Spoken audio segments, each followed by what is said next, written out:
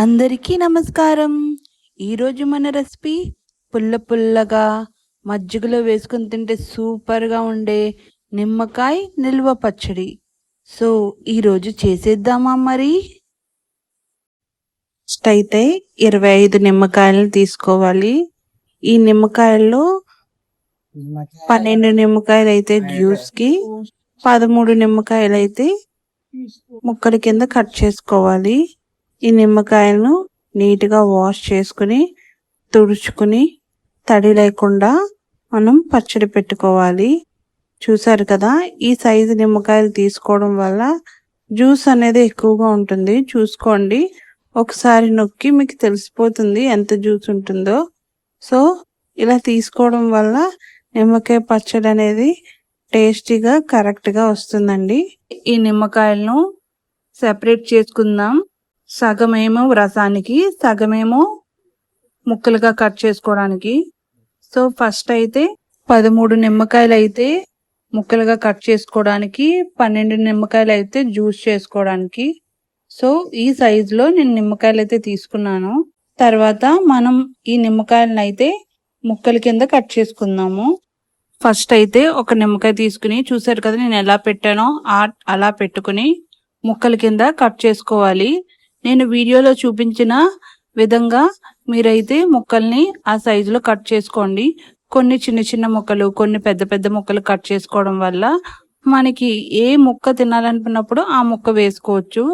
So చూసారు కదా, ఇలాగైతే ముక్కల్ని కట్ చేసుకోండి. ఇలా 4 ముక్కలు వచ్చేలాగా, లేదంటే 6 ముక్కలు వచ్చేలా మీరైతే కట్ చేసుకోండి. అలాగే దీనిలో గింజలు లేకుండా గింజలన్నిటిని నీట్గా మనం తీసేసుకోవాలి. జ్యూస్లో కానీ దీంట్లో కానీ గింజలు అనేది అస్సలు లేకుండా చూసుకోవాలి. సో వీడియోలో చూపించిన విధంగా ఇలాగైతే గింజలు తీసుకోవడానికి ట్రై చేయండి. ఫైనల్గా ముక్కల్ని అయితే 2 సైజులుగా కట్ చేసుకొని ఇలా పక్కన పెట్టుకోవాలి. తర్వాత రసానికి కట్ చేసుకోవాలి. మిగిలిన 12 నిమ్మకాయలను తీసుకొని, ఒక్కొక్క నిమ్మకాయను తీసుకుని ఇలా అడ్డంగా 2 ముక్కలుగా కట్ చేసుకుని వీటి నుంచి రసం తీయాలి.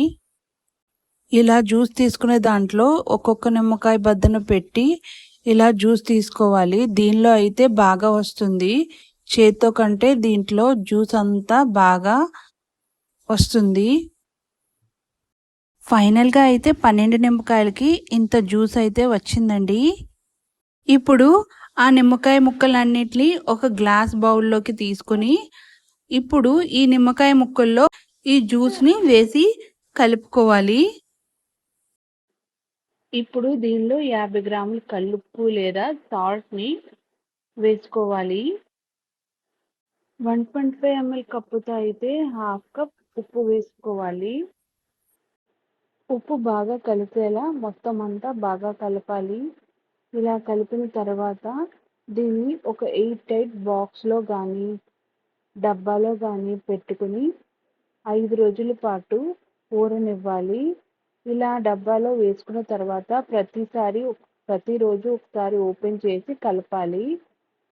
ఇలా పైది కిందిది పైకి కలిసేలా గరిటెతో కలుపుకోవాలి. ఇలా కలుపుకోవడం వల్ల ముక్క అనేది బాగా ఊరుతుంది. అంతేకాదు, ఇలా 5 రోజుల తర్వాత దీంట్లో కారం, మసాలా పొడి, మిగతా ఇంగ్రీడియంట్స్, ఆయిల్ వేసుకుని పచ్చడి కలుపుకోవాలి. తర్వాత ఒక ప్యాన్ తీసుకుని స్టవ్ని సిమ్ ఫ్లేమ్లో పెట్టుకుని 1/2 టీ స్పూన్ మెంతులు వేసుకుని మెంతులు కలర్ చేంజ్ అయ్యేంత వరకు ఫ్రై చేసుకోవాలి. ఇలా మెంతులు ఫ్రై చేసుకున్న తర్వాత 2 టీ స్పూన్ల ఆవాలు, 1/2 టీ స్పూన్ జీలకర్ర వేసుకొని సిమ్ ఫ్లేమ్లో కొంచెం కలర్ చేంజ్ అయ్యేంత వరకు ఫ్రై చేసుకోవాలి. తర్వాత వీటిని ఒక మిక్సీ జార్లో వేసుకొని పౌడర్ కింద చేసుకుని పక్కన పెట్టుకోవాలి. ఒక ప్యాన్ తీసుకుని స్టవ్ పైన పెట్టుకుని 250 ml కప్పుతో 1 కప్ నువ్వుల నూనె లేదా వేరుశనగ నూనె వేసుకొని, తర్వాత నూనె కొంచెం వేడెక్కిన తర్వాత 10 నుంచి 15 వెల్లుల్లి రేకలను దీనిలో వేసుకోవాలి. అలాగే గుప్పిడి కరివేపాకులను కూడా దీనిలో వేసుకోవాలి. తర్వాత 5-6 పచ్చిమిరపకాయలను చిన్న చిన్న ముక్కలుగా కట్ చేసుకుని దీనిలో వేసుకోవాలి. ఇలా ఇవి కొద్దిగా ఫ్రై అయిన తర్వాత స్టవ్ ఆఫ్ చేసి ఒక చిటికెడు ఇంగువ పౌడర్ని వేసుకోవాలి. తర్వాత 5 రోజులు ఊరబెట్టుకున్న ఈ నిమ్మకాయ మిశ్రమాన్ని మూత తీసి ఒకసారి బాగా కలిపి ఒక గ్లాస్ బౌల్లో వేసుకోవాలి. ఇలా బౌల్లో వేసుకున్నప్పుడు చూస్తే నిమ్మకాయ అంతా బాగా పట్టి థిక్గా ఫామ్ అవుతుంది. అలాగే నిమ్మకాయ కూడా ముక్క కూడా మెత్తగా అవుతుంది. ఇలా మెత్తగా అయితే నిమ్మకాయ బాగా ఊరినట్టు. ఇప్పుడు దీనిలో 70-80 గ్రాముల కారం అంటే హాఫ్ కప్పు పైగా కారాన్ని తీసుకుని దీనిలో వేసుకోవాలి. అలాగే పౌడర్ చేసి పెట్టుకున్న మెంతులు, ఆవాలు, జీలకర్ర పౌడర్ని దీనిలో వేసుకోవాలి. ఇలా వేసుకున్న తర్వాత ఒకసారి వీటన్నిటిని బాగా కలుపుకొని ఉప్పు, కారం, మసాలా పొడి బాగా కలిసేలా కలుపుకోవాలి.